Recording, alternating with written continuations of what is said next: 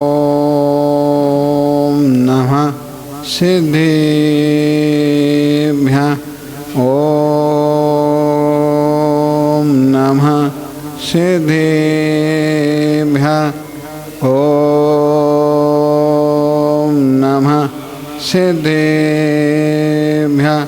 नमो हरिहन्ताणं नमो सिद्धाणं नमो आयर्याणं नमो वैच्छायाणं नमो लोये सवसाहुणं।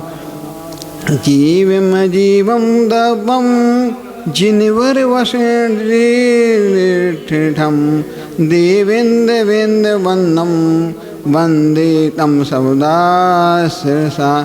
फिर आदिनाथ भगवान की, चंदापुर भगवान की, शांतिनाथ भगवान की, बोलो पार्श्वनाथ भगवान की, बोलो महाविष्णु भगवान की जय। आचार्य सिद्धांत नेमिचंद भगवान की जय। आचार्य श्री विमल सागर जी महाराज की जय। आचार्य सन्मति सागर जी महाराज की जय। आचार्य श्री विराग सागर जी महाराज की जय। पट्टाचार्य आचार्य श्री विश्व सागर जी महाराज की जय। आचार्य श्री विभव सागर जी महाराज की जय। बोलो द्वास सांगजन मानी माता की जय। चलते हैं, जो संसार में यह जीव चारों गतियों में भ्रमण कर रहा है, उससे कैसे बचें, वो कैसे अपन मिथ्या से छूटें, उसको देखते अपन 24 ठाणा के माध्यम से। कि कल महाराज जी बोले थे 24 ठाणा या 34 ठाणा, तो 24 ठाणा आचार्य नेमिचंद महाराज जी गोवंश जीव कांड में बोलते हैं। गई इंदी सुकाए जो ये वे कठाणे या संयम दर्शन लेसा भव्या समसैनी आहारे। वह दूसरी एक और गाथा आती है। गुण जीवा पचति पाणा सैण मगणा यो हे ओ भी कमसो बीसम तू पुणा वणया। फिर तीसरी वाली है झाण अभिया पचपी या जाए कुल को संजा सब गणती जे भणिया कमेर 24 ठाणानी। अब आचार्य भगवान बताते हैं गति आचार्य भगवान ने 4 बताई हैं। नरक गति, फिर त्रियंच गति, फिर मनुष्य गति। फिर आज सवेरे जब हम लोग जंगल जा रहे थे, भैया लोग पूछे थे गति क्या है, अपन गतियों से कैसे बचें। तो महाराज जी बतला दे गति तो 4 हैं। नरक गति में जीव जाता है, उसको निकलने में बड़ा मुश्किल होता है। फिर महाराज जी बोलने लगे अपन को सबसे श्रेष्ठ गति कौन है? मुनि गति है। मुनि गति है अकेले। फिर भी दूसरे नंबर पर आचार्य भगवान ने क्रम से गति लगाओ तो नरक गति, त्रियंच गति और देव गति, मनुष्य गति, ये है क्रम गतियों का। तो अपन को त्रियंच गति में अपन अणुव्रतों को धारण कर सकते हैं, महाव्रतों को धारण नहीं करते। फिर आचार्य भगवान बताते हैं मनुष्य गति, यदि मनुष्य गति आपने प्राप्त कर ली है और जैन कुल प्राप्त कर लिया तो सबसे श्रेष्ठ गति है। क्योंकि मनुष्य गति से कम अपन अणुव्रतों को धारण करके एक दिन महाव्रतों को धारण करके, इसलिए आप लोगों को बतलाया है कि कम से कम छोटे छोटे व्रत धारण करके और वो कम से कम कोपर गाँव वालों से बोलते हैं आप लोग कम से कम वृत्ति तो बन जाओ, अणुवृत्ति ले, प्रतिमा ले लो। यदि आपने प्रतिमा ले ली है तो आपको इस संसार में नहीं भटकना पड़ेगा, आपका 5वां गुण स्थान बन जाएगा। नरक गति से बच जाओगे और त्रियंच गति से बच जाओगे। इसलिए अपन को बचना है तो कम से कम व्रतों को धारण करके। और फिर देव गति तो मिल तो जाती है, महात्मा व्रतों को धारण कर नहीं सकते हैं। अपन से उपवास भी कर तो उपवास भी नहीं कर पाएंगे, क्योंकि अपन को जहाँ भूख लगेगी अमृत झड़ जाएगा, तो वो नहीं हो पाएगा। इसलिए और आचार्य भगवान बताते हैं नरक गति कौन से गुणस्थान तक होती है, तो नरक गति पहले गुणस्थान से 4थे गुणस्थान तक रहता है। फिर आचार्य भगवान त्रियंच गति पहले से 5वां गुणस्थान। और मनुष्य गति रहेगी 1 से 14 गुणस्थान तक। और देव गति 1 से 4 स्थान तक। फिर अपन इंद्री में लेंगे तो एक इंद्री पहला गोस्थान बनेगा, 2 इंद्री भी पहला गोस्थान बनेगा, 3 इंद्री पहला गोस्थान बनेगा और 4 इंद्री पहला गोस्थान बनेगा। ये पहला गोस्थान ही बनेगा। फिर पंचेंद्री में एक इंद्री से अपन को 14 गोस्थान तक हो सकते हैं। फिर अपन को लाने काय, पृथ्वी कायक, जल कायक, अग्नि कायक और वायु कायक, वनस्पति कायक, इनका अपना पहला गोस्थान ही रहेगा।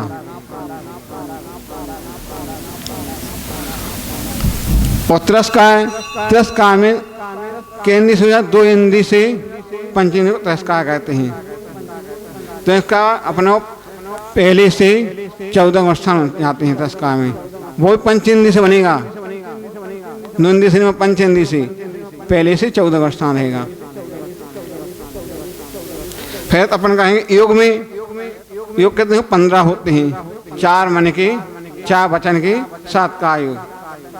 तो पहले अपन कहें मन के 4 कौन कौन से हो जाएंगे? सतमन योग, असतमन योग, उभय अनुभय। फिर मन के वचन के 4, सत, असत, उभय, अनुभय। फिर 7 का कौन कौन हो जाएंगे? औदार्यक, औदार्यमेश और काममेश, व्यक्तिमेश, आहार काममेश, ऐसे 7 जो हो जाते हैं। तो इनका 7वें गोस्थान पहले से 13वें गोस्थान तक रहेगा। और असत मन पहले से 12वां। उभय के में 1 से 12वें गोस्थान तक रहता है। अनुभव 1 से 13वें गोस्थान तक रहता है। सत्य 1 से 13वां गोस्थान बनेगा। असत्य का पहले से 12वें गोस्थान तक रहता है। उभय 1 से 12वां। कामयुग रहेगा पहला, दूसरा, चौथा, 13वां। औदार्यमेश पहला, दूसरा, चौथा, 13। औदार्य का पहले से 13वें स्थान तक रहेगा। और व्यक्तिमेश पहला, दूसरा, चौथा स्थान बनेगा। और हारगमेश 6वें स्थान तक। हारगमेश तो वो भी 6वां बनेगा। और वेद में 3 वेद हो जाते हैं, स्त्री वेद, पुरुष वेद, नपुंसक वेद। सो आज चर्चा चल रही थी सवेरे कि स्त्री वेद होता जाता पराधीन रहती है। शुरू में रहा माता पिता की आश्रित रहा, और शादी भी हो गई तो भी आश्रित हो जाता है, पति के आश्रय रहना पड़ता है।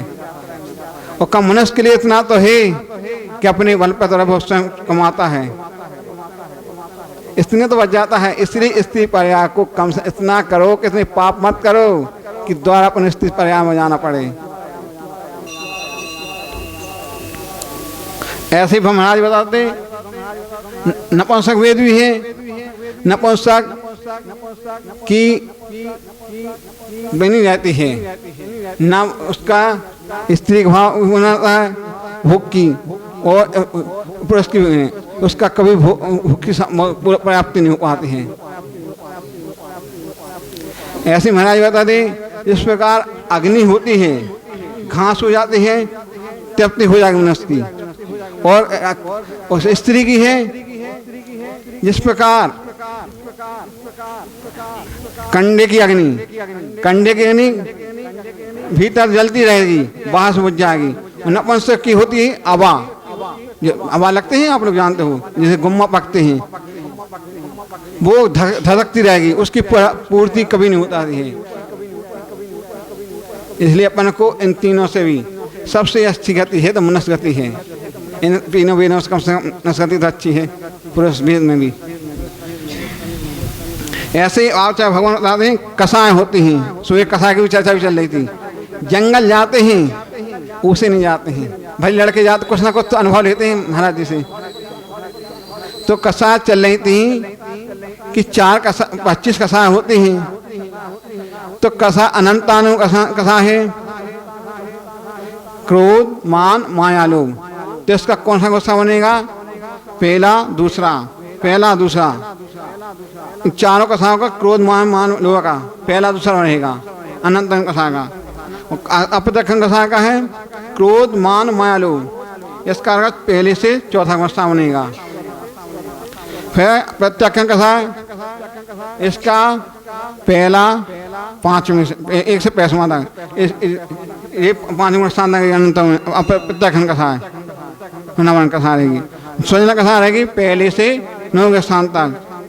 और सूक्ष्म श्लोक जो होती है बस 10वें स्थान तक, वो भी सूक्ष्म श्लोक रहेगी।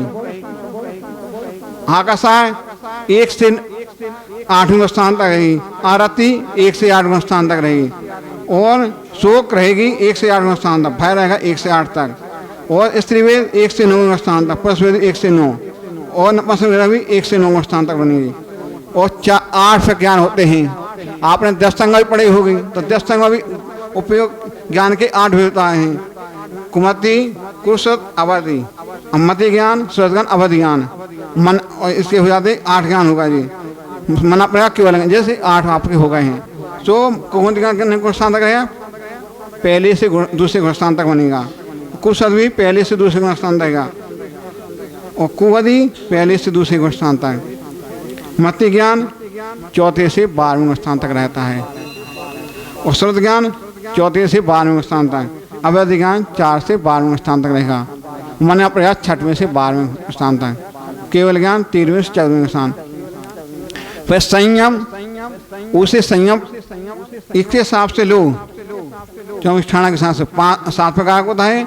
और उसे अपन लेते हैं तो 5 प्रकार का होता है। असंयम, संयमा संयम, सामय, स्थापना, पर्यावृत्ति, सुसंवा, इच्छाचार। इसमें अपन 2 बढ़ गए, असंयम और संयम। संयम असंयम रहेगा पहले से 4वें स्थान तक। संयम संयम 5वें स्थान। सामयिक 6वें से 9वें स्थान तक। सुस्थापना 6वें से 9वें स्थान। पर्यावृत्ति 6वें से 7वें स्थान तक। और परिहार में शुद्धि रहेगी आपकी 6वें से 7वें स्थान। सुसंपदा रहेगा 10वें स्थान तक। नहीं 10वें लिखा। ऐसा ख्यात रहेगा 11 से 14वें। ऐसा ख्यात 10वें से 11वें से 14वें स्थान बनेगा। फिर चक्षु दर्शन 4 होते हैं। चक्षु दर्शन, अवधि दर्शन, केवल दर्शन, अवधि दर्शन। ये बनेगा पहले से 12वें। और चक्षु दर्शन 1 से 12वां। अवधि दर्शन 4 से 12वां।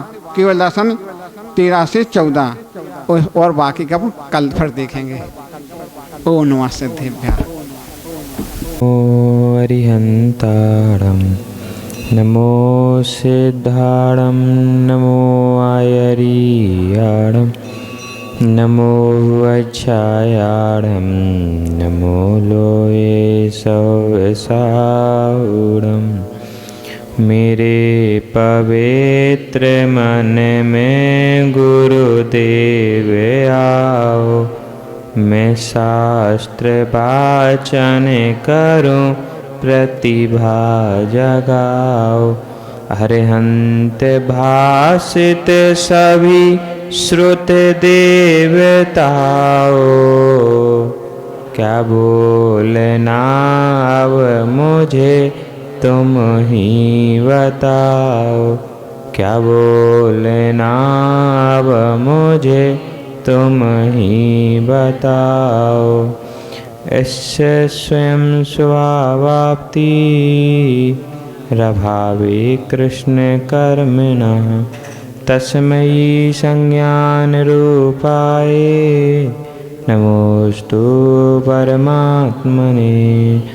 अनंतानंत सिद्ध पंच परमेष्टि भगवान की। परम पूज्य कलिकुंड चिंतामणि मूलनायक श्री पार्श्वनाथ भगवान की। परम पूज्य भट्टारक श्री महावीर स्वामी की। परम पूज्य देवनंदी पूज्यपाद महाराज की। परम पूज्य गुरुदेव विराग सागर जी महाराज की। परम पूज्य आचार्य विशुद्ध सागर जी महाराज की। संयम प्राण प्रदाता आचार्य भगवंत श्री विभव सागर जी महाराज की।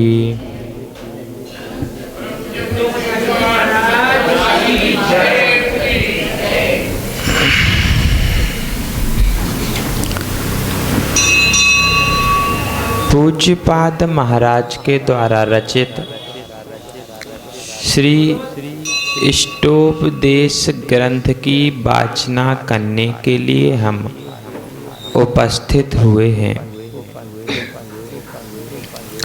वास्तव में पूज्यपाद महाराज एक अलौकिक आचार्य हुए हैं। कविवर धनंजय कवि अपनी नाम माला में लिखते हैं, प्रमाण मकलंकस्य लक्षणम पूज्यपाद धनंजयम काव कीर्तम रत्नातय समन्वितम।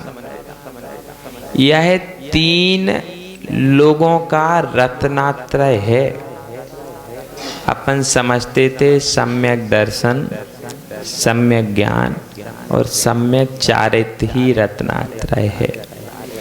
इससे अलग 3 लोगों को धनंजय कवि ने रत्नात्रय कहा है।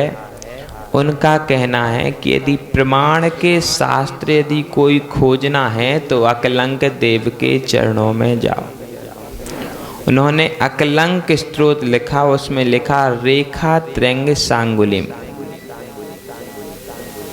वे भगवान केवली नहीं हैं जिनके सिर पर जटाएं शोभती हैं। वे भगवान केवली नहीं हैं जिनके कमंडलू में गंगा निवास करती है। वे भगवान केवली नहीं हैं जो शेष नाग की शैया पर विश्राम करते हैं। तो प्रश्न किया कि कौन केवली हैं, तो वो कहते हैं रेखा त्रयम सांगुली। जैसे हाथ की 3 रेखाएं दिखती हैं ना, कोई अलग से उपक्रम नहीं करने पड़ता। देखो अपने हाथ की रेखा दिख रही कि नहीं। यदि नहीं दिख रही हो तो 6 महीने में मरण जानना। रिष्ट समुच्चयकार भगवान कहते हैं कि यदि हाथ की रेखाएं ना दिखें तो 6 महीने में निश्चित ही मरण हो जाए।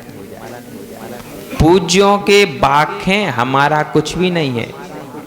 आप लोगों को दिख रही नहीं दिख रही, बोलो तो देख तो लो एक बार। बस जैसे हाथ की रेखाएं स्पष्ट दिखती हैं, वैसे ही 3 लोक जिनके ज्ञान में झलकते हैं वे ही केवली हैं, अन्य नहीं। कितनी प्यारी परिभाषा दी। लोग वाक कहते हैं योग पद हूँ, नाना प्रकार की परिभाषाएं बताते, केवली ऐसे होते, केवली। बोले अकलंक देव के पास जाओगे तो परिभाषाओं का भंडार मिलेगा और ऐसी परिभाषाएं मिलेंगी, उन परिभाषाओं को कोई काट नहीं सकता। कोई मेहनत लगती क्या रेखा देखने में, कोई कष्ट होता क्या, कोई अलग से उपक्रम करना पड़ता क्या। पानी में जीव देखने के लिए यंत्र की आवश्यकता पड़ती है, पूजा करने के लिए सामग्री की आवश्यकता पड़ती है, लेकिन हाथ की रेखा देखने के लिए सिर्फ आँखों की आवश्यकता पड़ती है और वह सबके पास सुलभता से उपलब्ध है। तो कहते हैं प्रमाण मकलंकस्य। यदि प्रमाण की कोई बात चाहिए तो अकलंक देव के पास पहुंच जाओ। लक्षणम पूज्यपादाचार्य। यदि कोई लक्षण शास्त्र की परिभाषा चाहिए तो पूज्यपाद के पास पहुंच जाओ। यस्य स्वयं स्वभावाप्ति। जिन्हें अपने स्वभाव की प्राप्ति हो गई है, कहीं करने नहीं गए। यस्य स्वयं स्वभावाप्ति रभावे कृष्ण कर्मणा। क्यों हो गई स्वभाव की प्राप्ति? क्योंकि कर्मों का अभाव हो गया। यह लक्षण शास्त्र, एक से दूसरे की सिद्धि करना। बोले मैं अब माँ बन गई, बतलाती माँ बहुत अच्छे से, मैं माँ बनने वाली हूँ। मतलब बोलो ना, अरे किसी को नहीं पता। अरे गर्भ में बच्चा है इसलिए माँ बनने वाली हूँ, पता है कि नहीं? अरे आप लोग तो हंसते हो। लक्षण शास्त्र है कि गर्भ में शिशु है, मतलब माँ बनने वाले हैं और वह शिशु जब गोद में आ जाता तो माँ बन जाते। वैसे ही जिनके कर्म कालिका नष्ट हो गई है, जिनके कृष्ण यानी काला, अब वो कृष्ण नहीं पहुंच जाना, अलग अलग अर्थ होते हैं। कृष्ण यानी काला, तो कर्म कैसे हैं? काले ही होते कर्म, कोई गोरे गोरे कर्म नहीं करता। करता क्या? काले कर्म जिनके अपाप्ति नष्ट हो चुके हैं, कर्मों के नष्ट होने से क्या होगा? बोलो ना। अरे बच्चा पैदा होगा तो क्या होगा? माँ बनोगे। कर्म नष्ट होंगे तो क्या होगा? भगवान बन जाएंगे। तो लक्षण शास्त्र यदि कहीं जाना है तो देवनंदी जी के चरणों में पहुंच जाओ, नमोकार वाले नहीं। पूज्यपाद महाराज का अपर नाम है देवनंदी। वैसे ये देवनंदी भी उद्भट विद्वान हैं। वो तो नाम की परंपरा चली आ रही, नाम हो तो लक्षण प्राप्त हो ही जाते। सम्यक दृष्टि जीव कभी भय नहीं करता, इसीलिए डॉक्टर दगड़े का नाम अभय है। हमें भय ही नहीं, नाम के अनुकूल लक्षण प्रकट हो जाते। पूज्यपाद महाराज ने प्रमाण मकलंकस्य लक्षणाम पूज्यपाद धनंजय काव्य तीर्थम, धनंजय कवि ने जो नाम माला लिखी है उसमें एक शब्द के 27 पर्यायवाची नाम, गहवरी, मेदनी, मणि, पृथ्वी, भूष, देवती। पृथ्वी के नाम है गहवरी, मेदनी, पृथ्वी, भूमि, धरती, धरा। 27 नाम हैं। उसी में लिखा पानी पयोम्भू दूरतम विषम मनतम तम, पानी, जल, विष, अमृत। जल के जब पर्यायवाची नाम बतलाए तो वह कहते हैं पानी भी जल का ही नाम है, जल भी पानी का ही नाम है, विष भी पानी का नाम है। आप लोगों को पता है? नहीं पता? कितने शांति से बैठ जाते हैं। बोलो तो, पता है कि नहीं? रोज कोपर गांव वाले हमें तो विष पिलाते हैं। कल इनके घर गए थे तो उनने भी विष पिलाया था। पिलाया था कि नहीं? पानी का नाम विष भी है। कल्पनातीत शब्दों के अर्थ दिए हैं धनंजय कवि ने, इसलिए कहा कि काव्य तीर्थम धनंजयम रत्नात्रय समन्वितम। ये 3 जैन आगम में ऐसे हुए हैं जिन्हें रत्नात्रय की संज्ञा दी गई है। अब पूज्यपाद महाराज के पास चलते हैं। जाति से ब्राह्मण थे, जैन नहीं थे। फिर भी जैन वाङ्मय का इतना अध्ययन किया, इष्टोपदेश, समाधि शतक, जैनेन्द्र महावृत्ति, जैनेन्द्र व्याकरण, कातंत व्याकरण, कलाप व्याकरण, ऐसे महान महान ग्रंथों को लिख दिया। ये प्रदीप पीयूष जी आए थे तो जब वो व्याकरण पढ़ाते थे तब बतलाते थे कि पारिणी ने कहा है कि वो डमरू के बजाने से झबाए गण बस 10 झक पस ऐसे शब्द निकले हैं और उनसे व्याकरण की रचना हुई है। लेकिन पारिणी के सूत्रों को भी खंडित किया तो जैनेन्द्र महावृत्ति ने किया। जिस समाना सवर्णे दीर्घस्य भवति परस्य लोपम, एक सूत्र में 3 काम होते हैं। अब धीरे धीरे समझना, व्याकरण भी सीख जाओगे। एका छोटे आ को आ, बड़े आ को आ, समाना सवर्णे, इन दोनों को समान संज्ञा दी गई।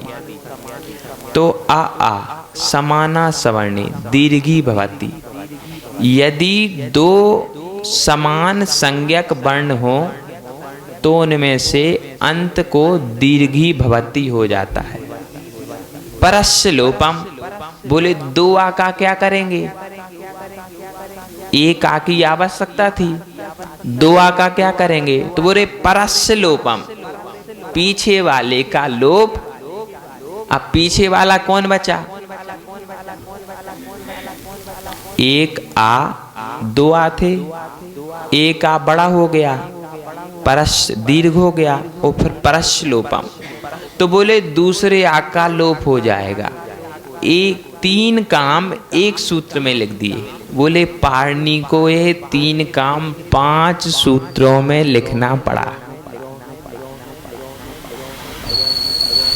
पूज्यपाद महाराज की व्याकरण की क्षमता इससे सिद्ध हो जाती है कि सामने वाला व्यक्ति एक काम के लिए 5 सूत्र लिख रहा और पूज्यपाद महाराज ने 3 काम के लिए 1 सूत्र लिखा।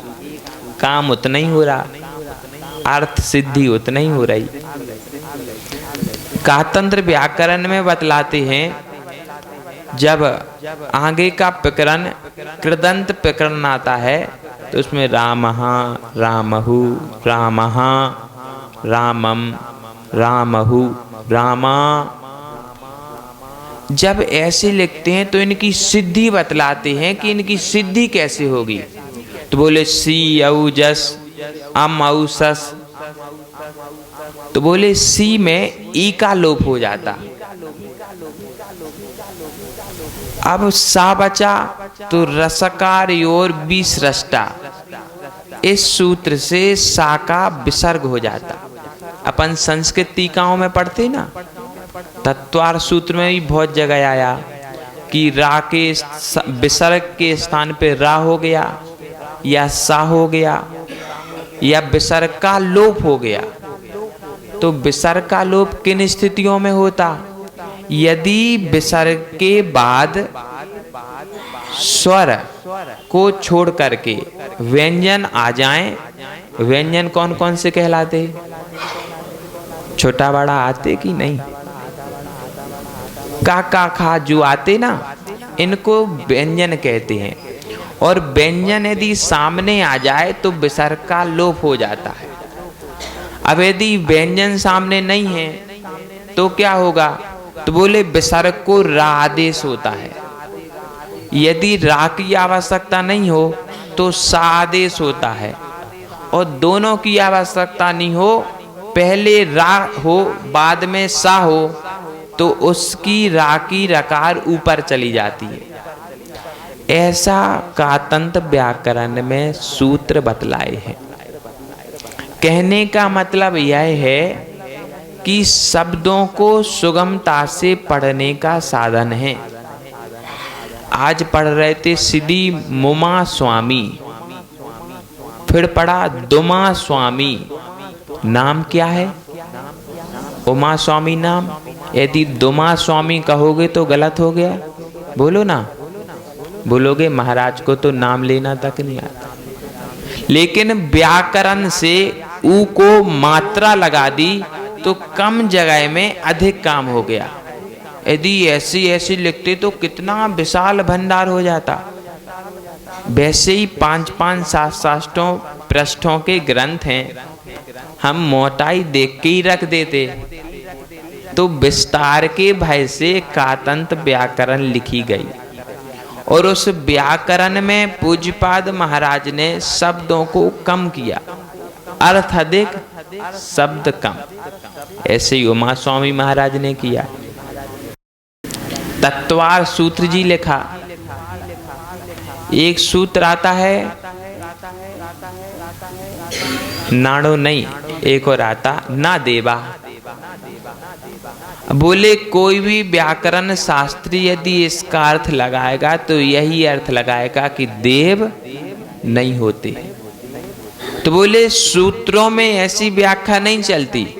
पूज्य गुरुदेव ने सिद्धि भी करवाई। एक संस्कृताचार्य आए और बतलाने लगे, मेरी अमुक डिग्री है महाराज, इतने वर्ष से मैं प्रोफेसर हूँ, पढ़ाता हूँ, लेक्चर होते हैं, करीब 1 लाख तनख्वाह है, कोई बात की समस्या नहीं है, कोई प्रश्न हो तो पूछिए।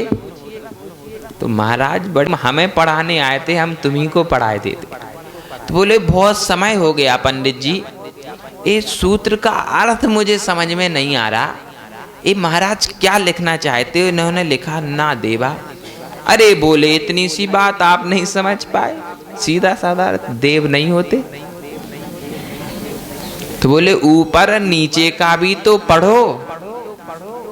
तो बोले सब सूत्रों के अर्थ तो समझ में आ गए महाराज, इसका है उसका नियम क्या होता? तो संस्कृताचार्य जी बोले कि उसका नियम यह होता है कि ऊपर से कड़ी जोड़नी पड़ती। कड़ी समझते ना, चैन जोड़नी पड़ती, उससे अर्थ लगाया जाता। तो बोले चैन जोड़ो ना, बतला क्यों रहे हो? तब भी उन्हें सूत्र का अर्थ समझ में नहीं आया। कहने का तात्पर्य इतना है कि बड़ी बड़ी डिग्रियां होने के बाद भी जैन दर्शन में छोटा सा बच्चा जिस बात को समझ जाता, उस बात को बड़े बड़े प्रोफेसर नहीं समझ पाते। पूज्यपाद महाराज ने इतनी गहराइयों को लिए हुए ग्रंथ लिखे हैं। उन्होंने लिखा समाधि तंत्र में, घने वस्त्रम घने जीनम, मोटा कपड़ा पहन लेने पर कोई शरीर से मोटा नहीं हो जाता। हो जाते क्या? कौन समझ सकता था? ठंडियों में लोग स्वेटर पहनते हैं तो कहते हैं देखो पहलवान आ गए। लेकिन मोटे वस्त्रों को पहनने से कोई मोटा नहीं हो जाता, और पतले वस्त्रों को पहनने से कोई पतला नहीं हो जाता। वैसे ही जिसका मोटा शरीर है तो आत्मा मोटी नहीं हो जाती। समझाने का तरीका तो देखिए। और शरीर पतला है तो आत्मा पतली नहीं हो जाती। आत्मा तो आत्मा की अवगाहना वाली है। ये है पूज्यपाद महाराज। इष्टोपदेश जी में भले ही 54 गाथाएं हैं, संभवतः 54 ही है ना, 51 है। 51 गाथाओं में उन्होंने सारे वांग्मय को भर दिया। मंगलाचरण करते हुए लिखा कि नास्तिकता का परिहार। बोले मंगलाचरण की आवश्यकता क्यों पड़ गई? तो नास्तिकता का परिहार शिष्टाचार पिपालम। अभी वो एक माँ गा रही थी, पावापुरी एक बड़ा धाम है। कहाँ गई? यही तो बैठी। कोपर गांव एक धाम है, पारसनाथ भगवान है। जैसे ये गा रही थी तो मंदिर से लोग निकल के यहाँ आने लगे, बैठने लगे। जो लोग बात कर रहे थे उनने बात को विश्राम दे दिया। जो हाथ पांव चला रहे थे वो सीधे बैठ गए। बोले मंगलाचरण शिष्टाचार के प्रपालन के लिए होता है। यदि आचार्य ने मंगलाचरण किया, इसका मतलब कि शांति से बैठ जाओ। आप लोग बात करते तो हम नमो हरिहंताड़म बोल देते, तो सब साथ में बोलने लगते। जो बात कर रहे थे वो चुप हो जाते। अब हमें किसी से यह नहीं कहना पड़ता कि आप चुप हो जाओ, कृपया शांति बनाए रखें। हमें आज तक नहीं कहना पड़ा। शिष्टाचार प्रपालनम, नास्तिकता परिहारम और कार्य की संवाप्ति। बोले मंगलाचरण में मैंने कार्य की प्रारंभ स्थिति लिख दी, अब अंत भी मंगलाचरण कराएगा। भक्तांबर जी में मध्य में मंगलाचरण किया, अंत में मंगलाचरण किया और प्रारंभ में मंगलाचरण किया। प्रारंभ में तो किया भक्तांबरत प्रणत मौली मणि प्रभाण, मध्य में किया तुभ्यम नमस्त भुवनाथ, अंत में किया जो इस भक्तांबर रूपी माला को कंठ में धारण करता है वह भक्त अमरता को प्राप्त। कंठ में धारण कैसे करते होंगे, यह बात समझ में नहीं आई। धवलाकार प्रथम पुस्तक में मंगलाचरण 55 पेजों में लिखते हैं, उसमें वह पुष्पदंत भूतबली भगवान लिखते हैं कि प्रत्येक व्यक्ति को मंगल सूत्र धारण करना चाहिए।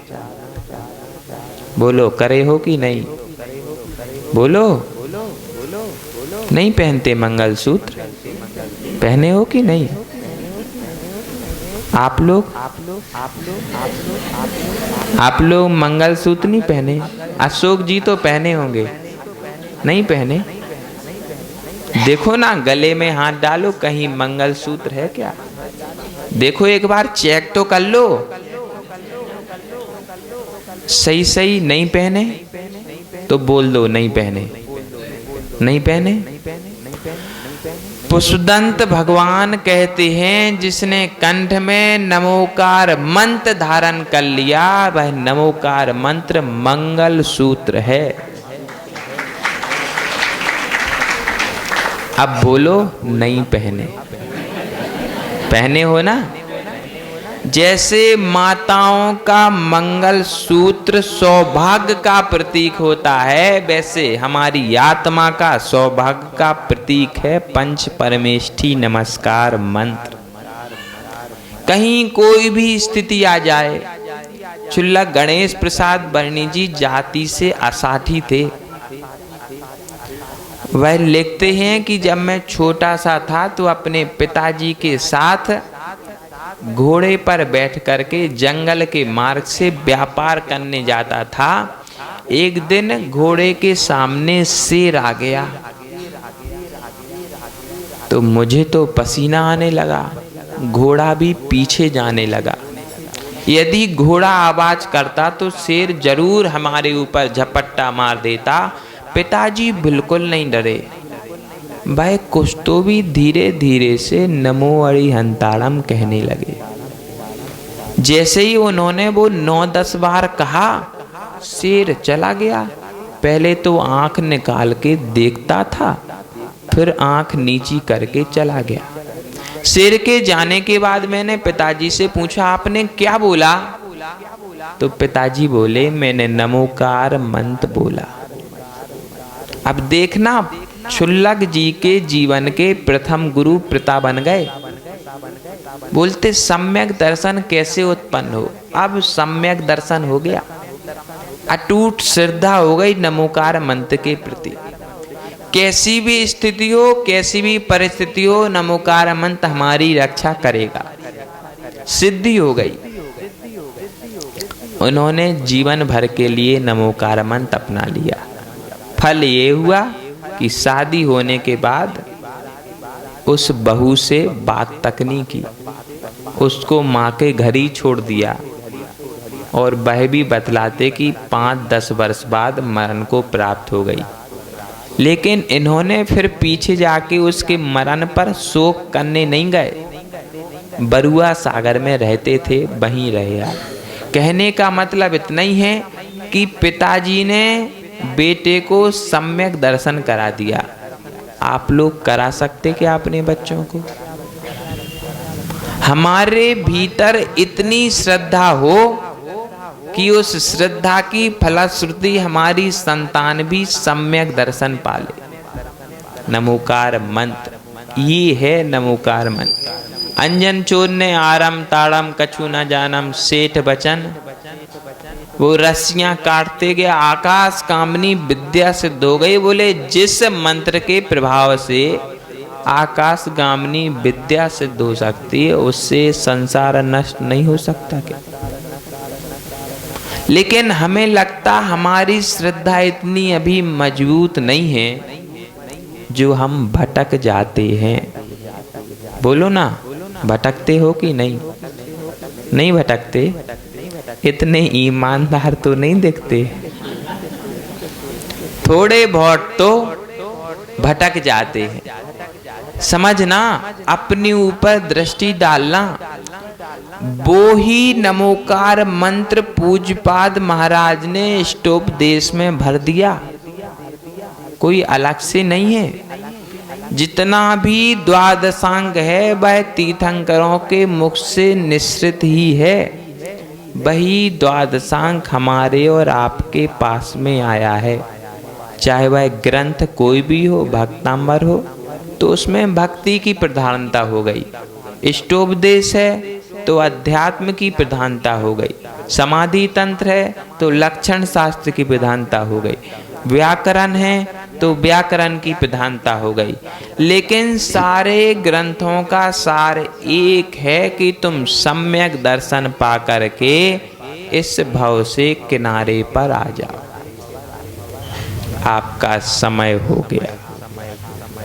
अपन प्रतिदिन इतने बजे तक ही सभा रखेंगे जिससे आगे की क्रियाविधि सुचारू रूप से चलती रहे। आपके भी नमो सिद्धाड़म समय से हो जाए और हमारा भी सिद्धाड़म समय से। कल और आगे समझेंगे कि मंगलाचरण में क्या कहा गया, क्या बतलाना चाह रहे, पूरे ग्रंथ में आखिर है तो है क्या, हम हमेशा से सुन रहे। आज तो सिर्फ इतना ही पर्याप्त है। इन बातों को अपने चिंतन में रखे रहना, जिससे कि सम्यक दर्शन मजबूत हो जाए। यदि एक बार सम्यक दर्शन अच्छा हो गया, घड़ा पक गया, तो फिर कोई भी पानी भर दो, दूध भर दो या घी भर दो या पानी भर दो, वह खराब। अभी कच्चे घड़े हो, पक्का बनना है तो थोड़ा सा पकना पड़ेगा। पक जाओगे तो फिर सहजता से पानी का वजन झेल लोगे। नहीं तो फूट करके पानी फूटना नहीं है, जुड़े रहना, थोड़ी सी साधना करनी पड़ेगी। कष्ट आ जाते तो इधर उधर नहीं भाग जाना, भागे तो कच्चे ही बने रहोगे, और रुके रहे अग्नि में तो पक जाओगे। सब एक दिन पक जाएं। इसी भावना के साथ परम पूज्य गुरुदेव विभव सागर जी महाराज की प्रभुदेव